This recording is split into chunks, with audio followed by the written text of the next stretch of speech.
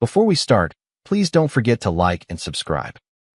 The champagne tower hadn't even lost its first sparkle when Angela turned toward Melissa and said, just loud enough for the crowd to catch it, "We're heading out. Real fun starts downtown." I blinked, not sure I heard her right. "Excuse me?" I asked, stepping forward, still holding a half-cut slice of cake I'd spent the last hour getting right for her. Melissa, tall, smug, and already halfway through her second cocktail, shot me a smirk. "Relax, David. Don't be that guy." Angela turned, her silver heels clicking against the marble floor as she tried to breeze past me. "It's just a club, David. It's my birthday." I stepped into her path. "We're hosting a party, Angela. For you. At our house. With 100 people we paid to be here." Melissa laughed dryly. "And yet, here you are, acting like she's breaking parole. Back off." The guests nearby stopped mid-sip, frozen in awkward silence. Angela hesitated. I caught it. The flicker of guilt, the downward glance. But Melissa looped an arm around her like a handler with a puppet. "Don't you dare try to ruin this for me," Angela said sharply, her voice slicing through the hum of the crowd. I didn't raise my voice. I didn't need to. Ruin what? A party you walked out of? Melissa waved her hand like she was swatting a fly. "Honestly, David, you're embarrassing yourself." Angela's expression flattened. "I'm going."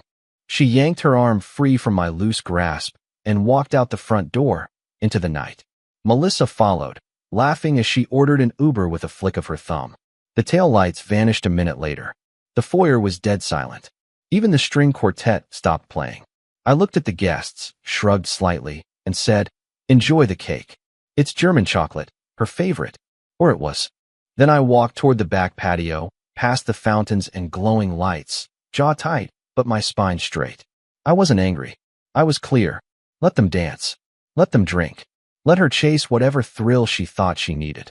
Because in that exact moment, I felt something shift, not sadness, not fear. Just focus. See, I've spent years building something real, a business, a home, a future.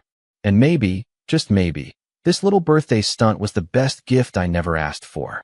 The kind that wakes you up. The kind that clears the fog. And the kind that lets you finally see what needs to be done. The morning light in Austin had a way of making everything look cleaner than it really was.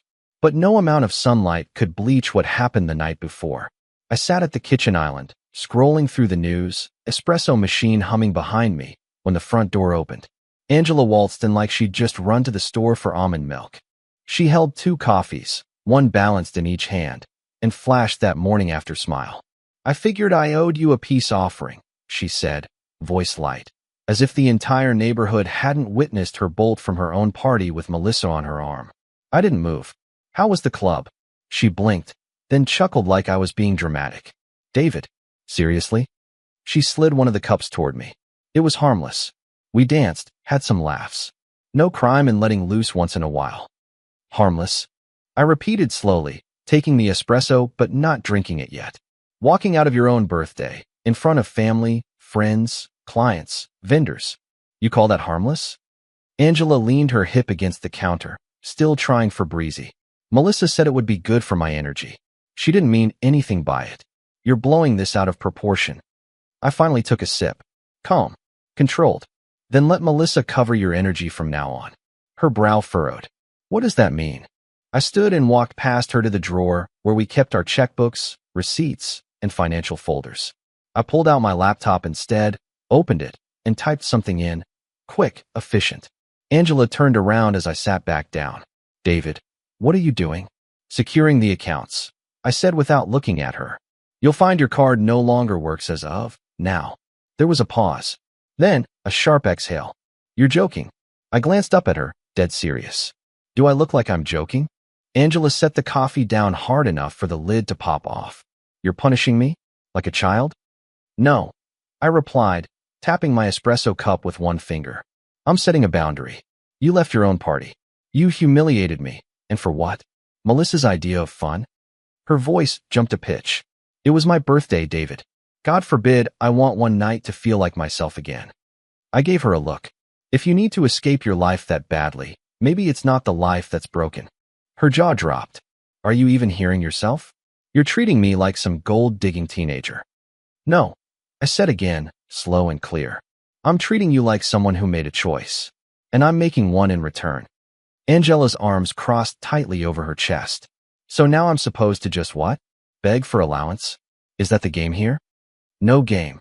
I rose again, espresso cup in hand. You've got your own income. Use it. If Melissa thinks she's your savior, she can help you cover brunch, bags, and bottle service. She looked stunned. Her voice cracked, just a little.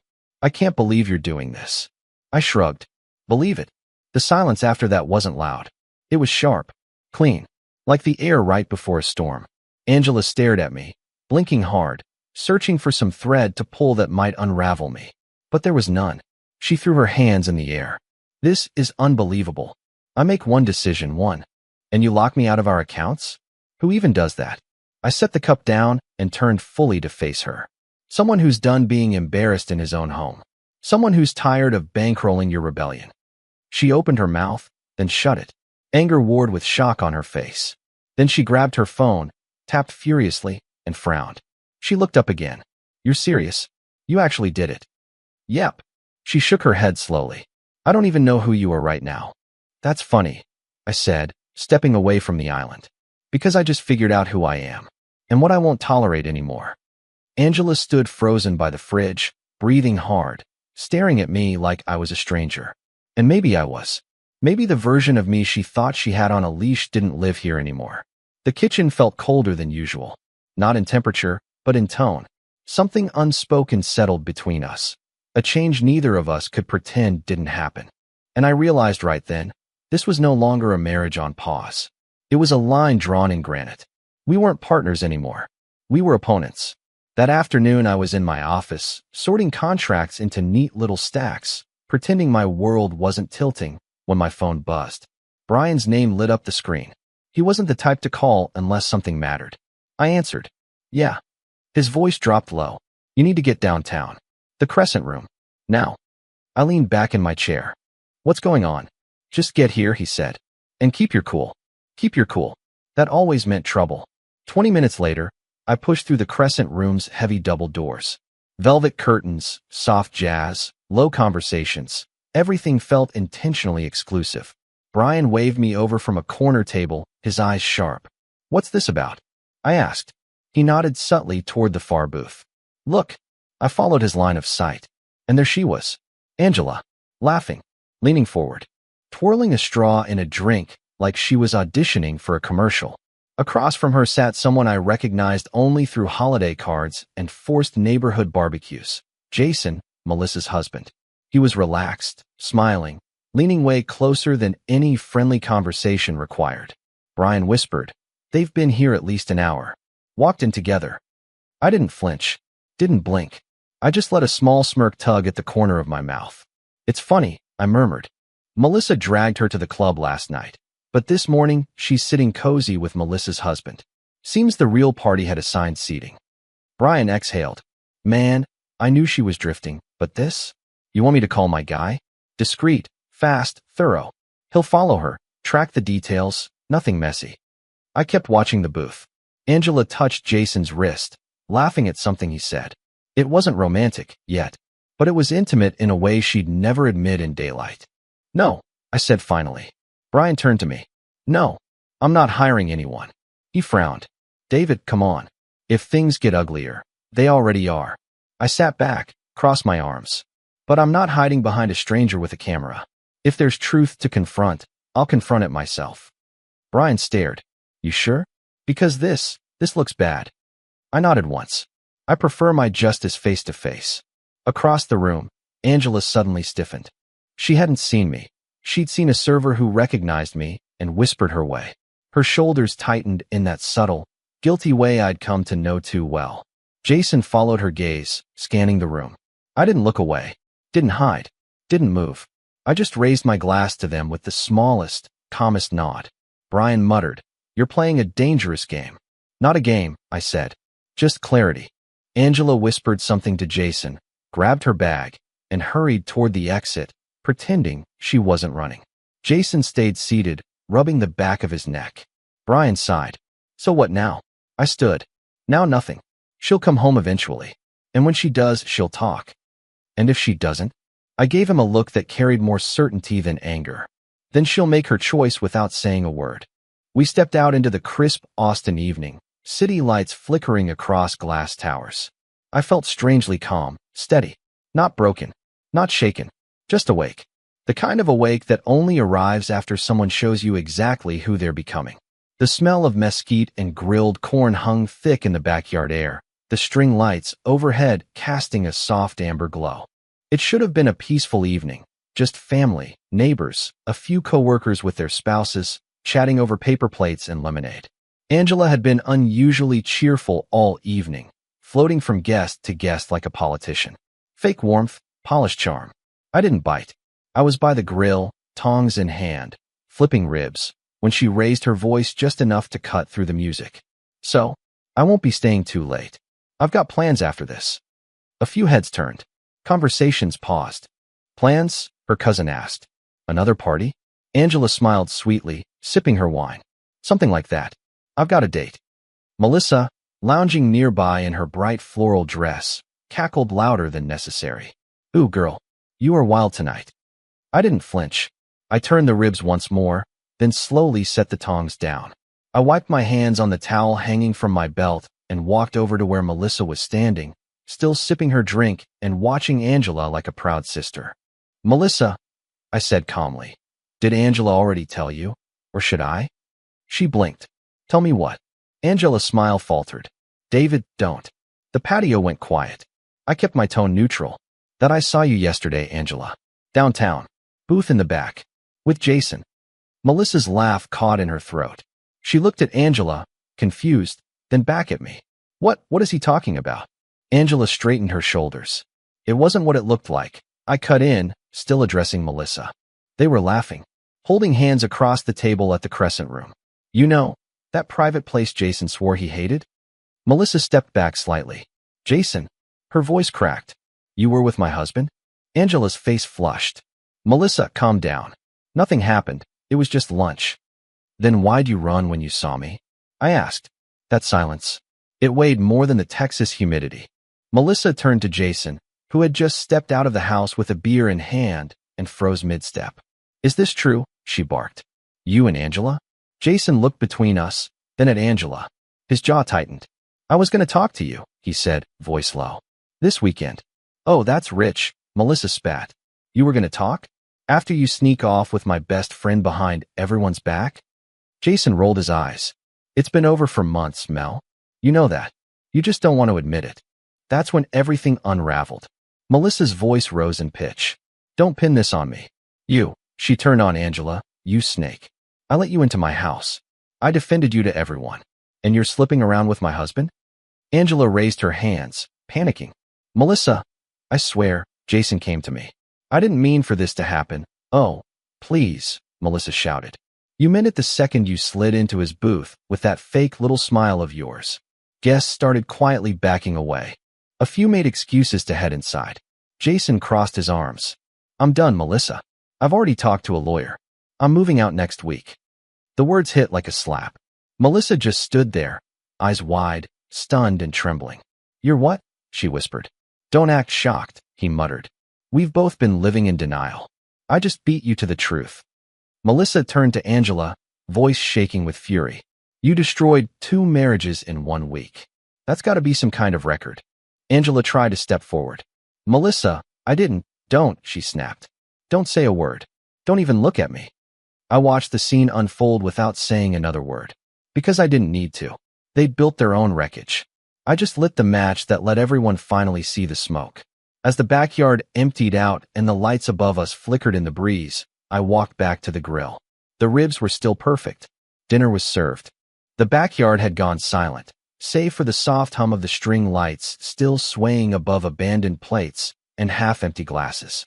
One by one, the last guest slipped through the gate until it was just me, the faint smell of grilled ribs, and the lingering echo of the explosion that had just torn 2 marriages in half. I was wiping down the counter when Angela finally stepped forward from the shadows of the patio door. David, can we talk? Her voice was soft, almost trembling. It didn't match the defiant tone she'd used earlier, not by a mile. I set the towel down. Talk. Now. She swallowed hard. I didn't mean for tonight to get so crazy.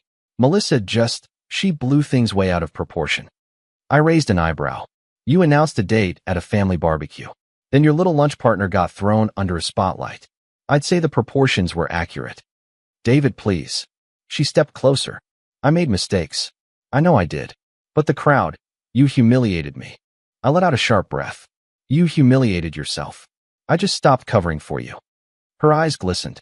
I'm trying to apologize. It's too late. She flinched, like the words were a physical hit. What does that mean? It means the fallout already started. You decided to make a public spectacle, Angela. Now you get the public consequences. I'm not stepping between you and the mess you created. She stared at me, stunned. You're actually punishing me? No, I said, turning off the grill light. I'm stepping away from someone who thinks disrespect is a sport. She stood frozen for a moment before her composure shattered. I don't want this to get worse, she whispered.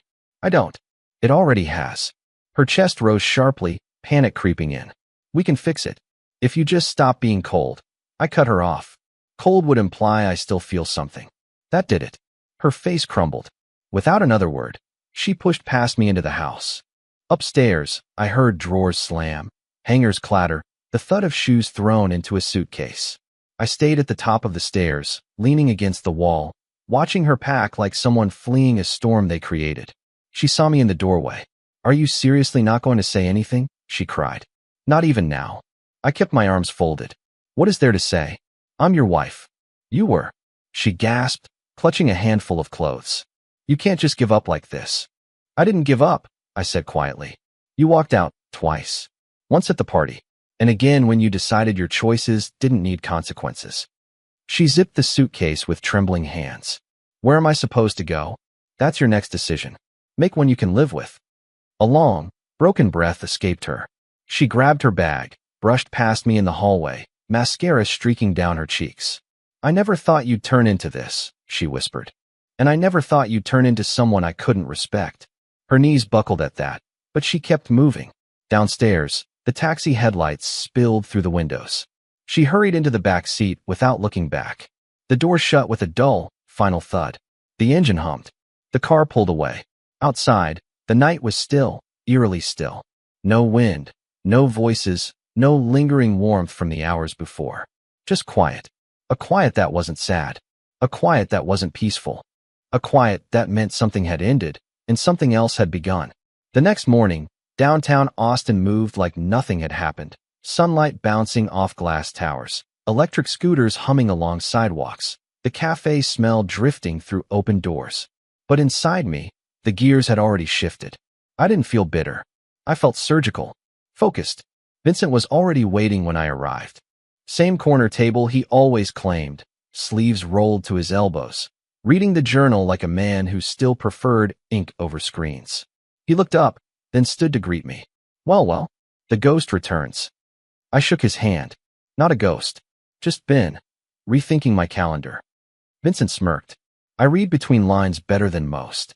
You didn't come here to catch up. No, I said, taking my seat. I came here for something specific. He slid my coffee across the table. Shoot. I stirred the cream slowly, watching the swirl fade into brown. I need Angela released from the firm. Quietly. No scene. No press. Just clean. Vincent's expression didn't change, but I saw the wheels turning behind his eyes. Marketing, he said. Under Jenna's team. Correct. She's technically a contractor, not salaried. Easier to cut. I nodded. That's why I placed her there years ago. Options. Vincent leaned back in his chair, studying me. You sure? She's not coming back to our house, I said plainly. There's no point pretending she should represent mine. He exhaled slowly. You always were clean with your cuts. Cold, but clean. I raised an eyebrow. You saying I'm heartless? No, he said, shaking his head. I'm saying I watched you build a life around someone who didn't deserve your stability. And I always wondered when you'd stop covering her mistakes. I sipped my coffee, then looked him square in the eye. So you'll do it? Vincent gave a single nod. Jenna's got the paperwork template. I'll draft a notice. Severance included, light, but fair. No drama, I said again. It's not vengeance. It's alignment. He gave a soft chuckle. You always did talk like a spreadsheet when things got personal. I smiled faintly. Keeps me from punching walls. He looked down at his coffee, then back up at me, quieter now. I never envied your position, David. Big house, nice cars, trophy wife. From the outside, it looked clean. But I saw the corners. I saw how much you covered for her. Covered. I repeated. Her lateness. Her spending. Her way of stepping into rooms like she didn't need to know anyone's name. You always smoothed it out. Like it was just noise to manage. I didn't answer right away. Because he was right. You'll get the signed form within the hour, he said at last, finishing his drink. And if she tries to push back, I'll remind her the marketing department doesn't negotiate loyalty. I met his gaze. Thanks, Vince. I know it's a weird ask. He stood, placing his napkin on the table. Nah, it's overdue. Consider it a professional favor. As we left the cafe, the sunlight didn't feel quite as warm, but the air felt clearer. Like one more weight had come off. I wasn't out for revenge. I just wanted the noise gone. And finally, it was starting to quiet down. It was nearly 9 p.m. when the door flew open. Angela's heels struck the hardwood like gunshots, and in her right hand, she clutched a wrinkled letter like it had been strangled the whole ride over. You think this is funny? She snapped, holding the page up like a warrant. You think you can just erase me? I didn't flinch. I leaned against the doorway of the study, sipping from a tumbler of water. Calm. Still. I didn't erase you, I said. I just closed a door you no longer belong behind. Her eyes blazed. You had me fired. From your own company. I raised an eyebrow. Our company? You've never worked a day in the trenches. That marketing role, I gave it to you. Because I thought it might help you build something. She stepped closer, voice rising. You blindsided me. Jenna didn't even have the decency to call. Just an email. A severance check like I'm some temp. I asked them to keep it respectful. I said, voice steady. I wanted it clean. Quiet. You should be grateful for that. Grateful? She echoed, her voice cracking. You just cut me out of my job. You walked out of our marriage first. She stood there, breathing hard, dress still creased from wherever she came from. The letter in her hand trembled. You're really doing this, aren't you? I'm not doing anything that wasn't earned. Angela's lip curled, but she stopped herself from speaking. For a moment, she just stared at me, as if seeing something that hadn't been there before. Then her voice softened. Just slightly. I'm not like Melissa. I tilted my head. No, you're quieter about the damage you cause. That hit harder than I expected. She blinked, lips parting, but the words didn't come. Her gaze fell to the letter again. What am I supposed to do now? She asked, voice hollow. You've taken everything. I finished my drink and set it down gently on the table beside me. I didn't take anything, I said. I just stopped giving. She looked up slowly. So what, this is it? I'm supposed to just vanish? I stepped forward, just enough to close the distance. Ask your new partner, I said. Maybe he's hiring. The silence that followed was absolute. Angela's jaw trembled slightly, her fingers still gripping the letter like it was the last string to hold on to. But she had no comeback. Not this time. She turned away, slowly, and walked to the door without another word. No threats. No tears. Just silence, and the soft, defeated sound of heels tapping back down the front steps. For the first time, I didn't feel anger. I felt peace. And maybe, just maybe, that was the beginning of something better. 3 days later, I sat across from her again.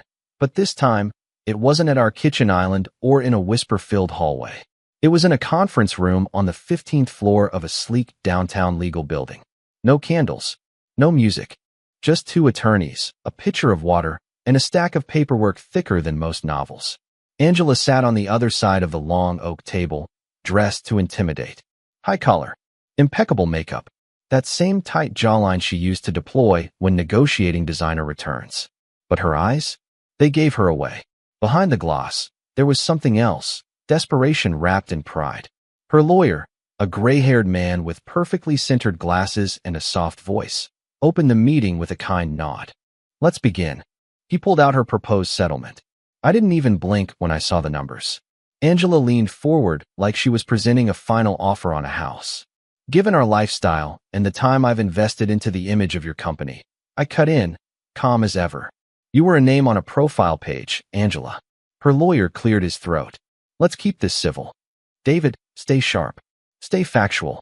He flipped through the pages. So, he said carefully, our client is requesting monthly support, partial equity in Hunter Advisory, and retention of the vacation property in Sedona. My lawyer, Greg, sat beside me quietly, hands folded. He didn't even touch the folder. I leaned forward slightly. Go ahead, Greg. Greg opened our copy of the prenuptial agreement. It was signed 11 years ago. Notarized. Witnessed. Ironclad. Clause 4C. Greg began, voice clipped, states that in the event of divorce, neither party is entitled to shared business assets unless jointly purchased. Clause 6A confirms that your client waived any claim to spousal support, as the marriage did not result in children or a demonstrated period of financial dependency. Angela's lawyer glanced at her. Did you both sign this? Yes, I said, meeting Angela's eyes. You insisted on it. Her lawyer adjusted his glasses, reading faster now. It's thorough. Greg closed the folder. And valid. So unless your client is claiming duress at the time of signing, this document stands. Angela's lips parted, but she said nothing. Her lawyer cleared his throat. We might consider challenging in open court. You can't, I said quietly. That's your right. Angela finally snapped, slamming her palm against the table. Then we will. I didn't flinch. Won't change the math. The room went still. Angela looked around like the walls might collapse in her favor. But they didn't. She slumped back in her chair, the fight draining from her shoulders. Her lawyer sighed. Angela, even if we litigate, the judge will default to the contract. The best we can do is request minor concessions. She blinked hard, jaw set. You said this wouldn't happen, she whispered, almost to herself. No, I replied. You said it wouldn't. I just stopped correcting you. For a moment, the air in the room turned heavy, like everyone could hear the weight of her crumbling expectations. Then, quietly, she folded the proposal back into her leather folder, not saying another word. Greg leaned over. We'll draft final language by Friday. Angela nodded, her hand still clenched on the table. And just like that, the battle ended with paperwork, not fireworks. I didn't smile. I didn't gloat. Because this wasn't about winning. It was about clarity. And clarity, unlike love, comes with proof. Still here? Give this video a like, it really helps. I heard the knock before I saw the car. It wasn't casual, it was frantic, unrhythmic, desperate. When I opened the door, Melissa stood there, unrecognizable. Hair pulled back with one broken clip, makeup smudged from either a long night or a long cry, probably both. Her blazer was half-buttoned, and her purse strap hung by a single thread. David, she gasped, stepping inside without waiting for an invitation. Please tell me you saw something. I shut the door, but didn't move closer. What are you talking about? She turned to me, hands trembling. Jason's leaving me. Like, full on gone. Bags packed, lawyer called, locks changed. I didn't even see it coming. And he's already shifting accounts. He's cutting me off. I stared at her. What do you want from me? She dropped her bag to the floor and clutched her arms. You were there that night at the club. You saw them together. Angela and Jason. I know you did. If I can prove he was emotionally cheating, maybe financially, too, I can fight back. You could testify. Say it on record. No, I said. Melissa blinked. No? What, why not? I folded my arms. Because you're asking me to stretch a moment into a narrative that benefits you. That's not truth. It's strategy. And I'm done being someone else's cleanup crew. She gawked at me like I'd betrayed her. I defended you, she said, voice rising. I told Angela to stay with you. I said you were boring, sure, but solid. And this is how you pay me back? I didn't bite. I never asked for your defense, Melissa. Her breathing grew jagged. He's liquidating everything. Stocks, savings. He moved money into an LLC I've never heard of. I have nothing. I need help. I can't help you, I said flatly. I have no evidence. No paperwork. Nothing admissible. And I'm not inserting myself into your divorce. You're protecting him, she shouted. You and Jason always had that smug loyalty thing. Well, guess what? He's scum. He's leaving me for someone who can't even tell the difference between a spreadsheet and a salad fork. I stayed silent. That made it worse. You're all the same, she snapped. Cold. Calculating. Heartless men who cut women loose once you're done using us for dinner parties and Instagram likes. She stepped into the kitchen, eyes scanning like a cornered animal. You sit here in your perfect house, drinking your fancy coffee, thinking you're above the rest of us. Then her hand reached for a plate on the counter. And before I could say a word, She flung it across the room. It shattered against the floor. "Melissa," I said sharply. She grabbed a glass next. "You have no idea what it feels like to be thrown away." The glass exploded against the fridge door. I didn't yell. I didn't chase her. I just stood with my arms crossed, watching as she stormed through the kitchen, knocking a bowl off the island, cracking a mug, hurling insults between each crash. "You think you're composed? You're empty," she screamed. "You think silence makes you strong? It makes you alone. No one's coming to fix your precious life." The neighbors must have heard. It only took 5 minutes before I saw flashing lights through the window. She was mid-rant when the knock came. 2 officers stepped inside with calm urgency. "Ma'am," one said, "you need to come with us." Melissa whirled on me. "You called them?" "No," I said. "The walls are thin. You made yourself heard." She tried to shake the officers off, but they gently restrained her wrists. "I trusted you, David," she yelled as they led her toward the door. "I told you things I never told anyone. You're just like him." I didn't answer, just followed them to the door and watched her disappear into the night. One of the officers turned to me. "Do you want to press charges?" I shook my head. "No. She's already lost everything. Let that be enough." The door shut softly behind them. I looked around the kitchen. Broken glass glittered on the tile. My espresso mug lay in 2 clean halves near the baseboard. I didn't move to clean it up. Not yet. I just stood there in the center of it all, watching the pieces reflect the overhead light, and knew this was the last of the chaos I didn't ask for. And somehow, the silence that followed felt like a beginning, not an ending. The courtroom was half empty when the judge read the decision. Angela never showed. No attorney. No objection. Not even a courtesy delay request. Just silence. Greg leaned toward me as the judge flipped through the paperwork. "That's it." Her side waved response by absence. "This ruling will stand." I nodded once. Final. The court awarded me full retention of the house, the investment portfolio, and all company assets previously under joint review. The prenup held. Every clause, every safeguard I once thought was paranoid, turned out to be protection. The gavel dropped with a soft clack. Outside, the sky was painted in late afternoon gold. No crowd. No reporters. Just the breeze tugging at my jacket and the sound of someone else's life coming apart. Quietly, cleanly, completely. I didn't feel joy, but I felt done. That night, back home, I sat on the deck behind the house. Same place I used to watch Angela host book clubs she never read for, laughing in circles she never cared about. I had a bourbon in hand, ice just beginning to melt. Then my phone buzzed. A text from Brian. "You're not going to believe this. Check your email." Forwarded a message from a friend in Madrid. I opened the attachment. A grainy photo popped up. Angela, standing at a European airport baggage claim. Sunglasses too large, coat too expensive. Right beside her, Jason. Jason, Melissa's now ex-husband. Brian followed up with another message. Word is, they're in Spain. Jason liquidated his accounts before the split. Melissa's lawyer can't trace a dime. She's stuck, working part-time. Might lose her apartment. I stared at the screen for a long moment.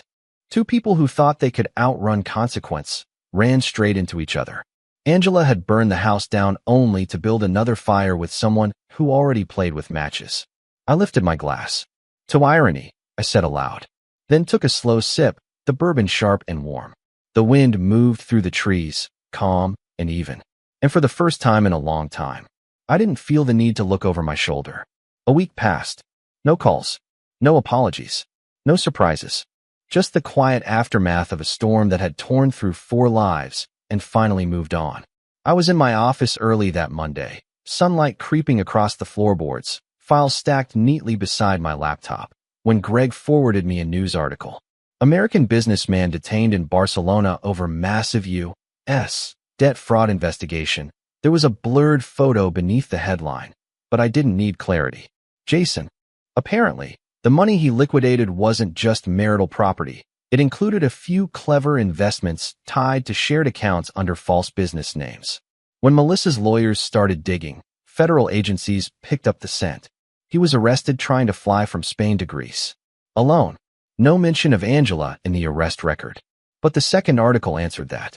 Runaway couple splits overseas. Sources say woman returned to U.S.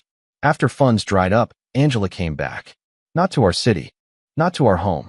She was living with her older sister in rural Missouri, helping raise 3 kids under 10. No car, no job. Her sister posted a photo of the family dog's birthday on social media, and there she was in the background, ponytail, hoodie, cake knife in hand. I stared at the image for a long time. Angela, who once laughed at women who stayed home, was now folding laundry in someone else's house. No club nights, no boutique orders, just silence and chores and a life she never imagined for herself. Melissa? I heard through a mutual friend she'd been couch surfing until a friend let her crash in a converted garage apartment. She was working 2 jobs, retail and night shifts at a call center. That same friend told me Melissa had started therapy. I hope that part's true, because some people still have time to turn around.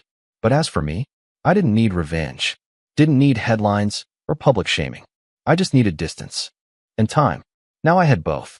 I sat back in my leather chair, sunlight warming the side of my face, and let out a slow, quiet breath. My phone buzzed, calendar alert for a meeting. I silenced it, then reached for my coffee. Before I took the first sip, I looked out the window, not thinking about what I'd lost, but about what I'd stopped carrying. Because not every debt needs to be collected. Some just settle themselves.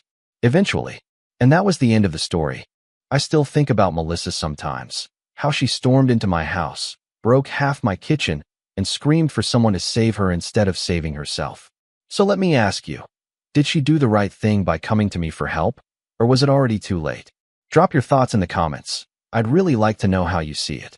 And hey, if this story hit you somewhere real, don't forget to like and subscribe. I've got more coming.